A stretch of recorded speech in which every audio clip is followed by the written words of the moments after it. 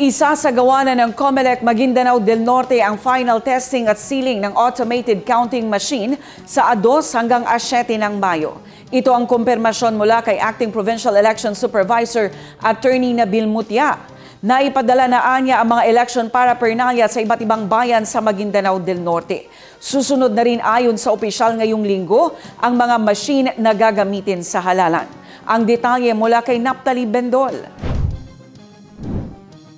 Naipadala na ang mga election paraphernalia sa iba't ibang bayan sa Maguindanao del Norte.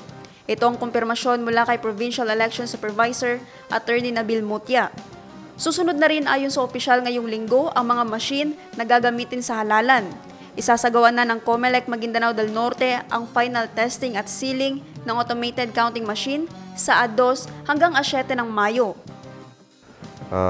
To test talaga na magpa-function and walang problema sa ating mga machine before po ikakandak natin yung election day mismo or yung May 12 elections mismo. Ang lalawigan ng Maguindanao del Norte ay binubuo ng 12 bayan.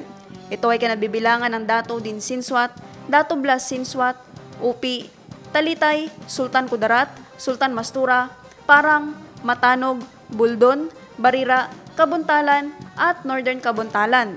Naphtali Bendol, iMinds Philippines.